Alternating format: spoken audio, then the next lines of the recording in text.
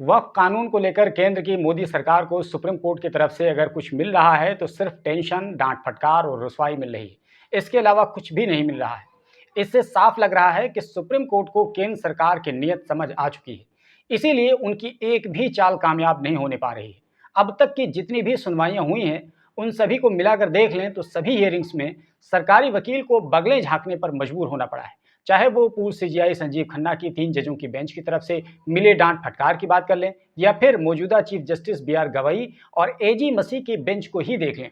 अब तक केंद्र सरकार के सरकारी वकील सॉलिसिटर जनरल तुषार मेहता को अपने बहस के दौरान कोई भी कामयाबी नहीं मिली है, बल्कि यूं कहें कि उनके बहस से पहले ही उनको क्या मिलने वाला है ये सभी को पता रहता है।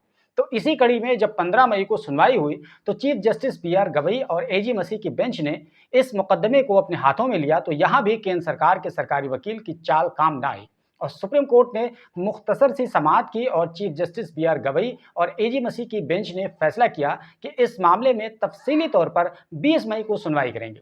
वक्फ कानून की मुखालफत में पेश होने वाले सीनियर वुकला में कपिल सिब्बल, राजीव धवन, अभिषेक मनु सिंघवी, हुजैफा अहमदी और सीयू सिंह, और इसके अलावा केंद्र सरकार की तरफ से पेश होने वाले सॉलिसिटर जनरल तुषार मेहता की बातों को बहुत ही मुख्तसर अंदाज में सुना और अगली सुनवाई की तारीख 20 मई मुकर्रर कर दी गई। और अगली सुनवाई में दोनों पक्ष के वकीलों को 2 घंटे का समय दिया जाएगा और इसी 2 घंटे में दोनों पक्ष को अपनी अपनी बातें रखनी होंगी। सीनियर वकील कपिल सिब्बल ने कहा कि उन्होंने एक मुख्तसर सी नोट तैयार कर रखी है जिसके मुताबिक बहस की जाएगी।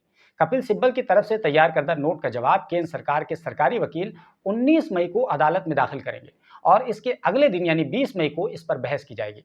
आपको याद है कि सरकारी वकील तुषार मेहता इससे पहले वो बार बार समय मांगते रहे हैं ताकि उन्हें कुछ मौका मिल जाए और इस दौरान कुछ जुगाड़ लगा ले, लेकिन ऐसा कुछ भी नहीं हो पाया। और इस बार जब सुनवाई शुरू हुई तो कुछ दूसरी हिंदूवादी तंजीमों ने भी ये चाल चलने की कोशिश की और उनकी ये कोशिश थी कि वो इस मुकदमे को पटरी से उतार कर बेमतलब के उलझनों में उलझा दें।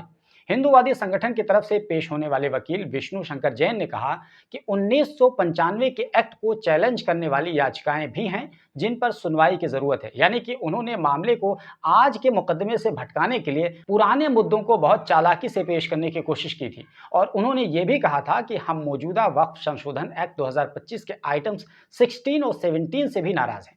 मेरी शिकायत यह है कि जहां तक वक्फ संशोधन एक्ट की कुछ दफात का ताल्लुक है, जैसे कि सेक्शन 8 वक्फ ट्रिब्यूनल जो कि मुकम्मल तौर पर गैर संवैधानिक है उनके अकॉर्डिंग, वो अब भी मौजूद है और बहुत सी ऐसे सेक्शंस हैं जो गैर कानूनी हैं लेकिन वो अभी भी मौजूद हैं। तो इसके जवाब में कोर्ट ने सवाल कर लिया कि अगर वो 1995 से अब तक मौजूद हैं और गैर कानूनी है तो उन्हें चैलेंज क्यों नहीं किया गया, और अगर किया तो आपने उन्हें कब चैलेंज किया। तो इसके जवाब में विष्णु शंकर जैन ने कहा कि इसको पहले चैलेंज किया गया था लेकिन सुप्रीम कोर्ट ने हमें हाईकोर्ट जाने को कह दिया। हमने इस सिलसिले में लगभग 140 याचिकाएं दायर की हैं जो मुख्तलिफ हाईकोर्ट्स में पेंडिंग हैं और अब हमने मौजूदा रिट पिटीशन दायर की है जो कि मुख्तलिफ दफात को चैलेंज करने वाला एक ताज़ा मुकदमा है।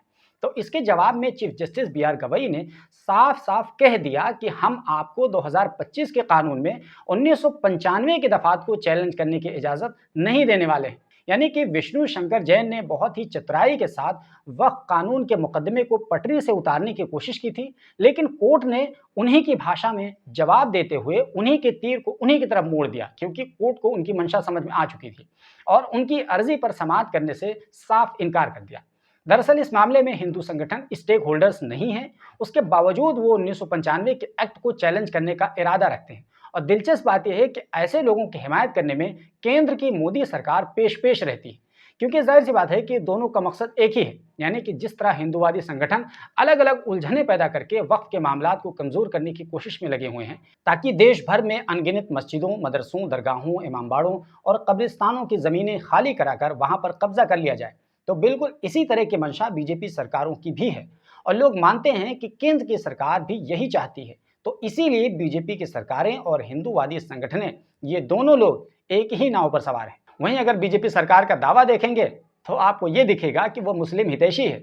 उनके सीनों में मुसलमानों को लेकर बहुत ज़्यादा दर्द है, वो मुसलमानों के गम में बिल्कुल घुले जा रहे हैं, उन्हें मुसलमानों का यूं परेशान रहना बिल्कुल देखा नहीं जा रहा है, इसीलिए वो ये कानून लेकर आए हैं।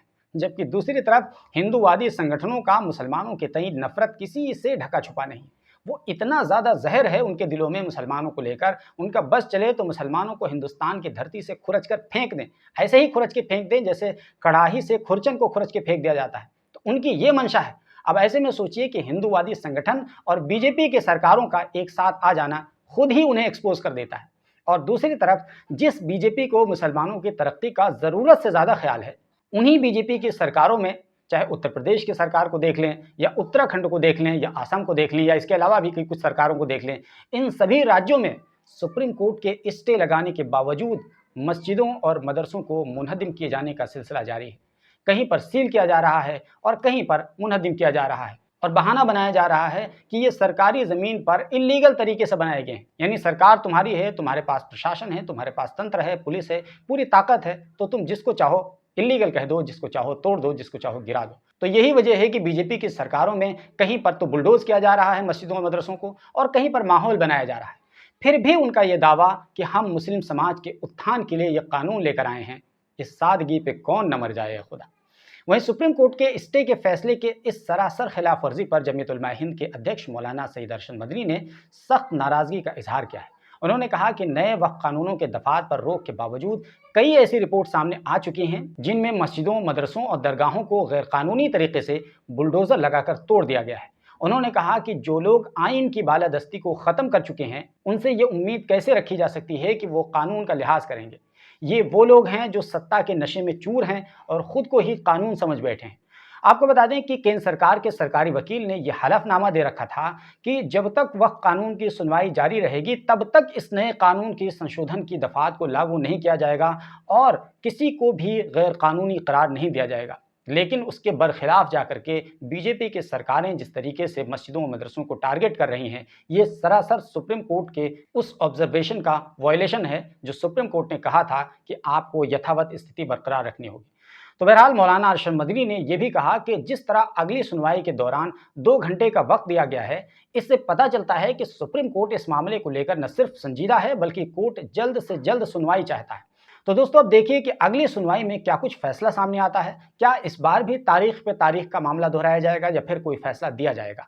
ये बस चंद ही दिनों की बात है, 20 तारीख का इंतजार कीजिए। वैसे दोस्तों आपको क्या लगता है कि सुप्रीम कोर्ट का रुख इस वक्त क्या होने वाला है और बीजेपी की नीयत इसमें आपको क्या लगती है? इस पर आप अपनी राय ज़रूर दीजिए। बाकी अगर आपको हमारा काम पसंद आता है तो प्लीज़ हमारे वीडियो को लाइक कर दिया कीजिए, हमारे चैनल को सब्सक्राइब कर लीजिए, और अगर ये वीडियो आप फेसबुक पर देख रहे हैं तो हमारे फेसबुक के पेज को फॉलो कर लीजिए, क्योंकि यहाँ पर भी हम न केवल कॉम्प्रहेंसिव स्टोरीज़ बल्कि इसके अलावा कई तरह की बहुत इंटरेस्टिंग जानकारियाँ और इंटरेस्टिंग व्लॉग के कंटेंट्स भी बनाकर देते रहते हैं।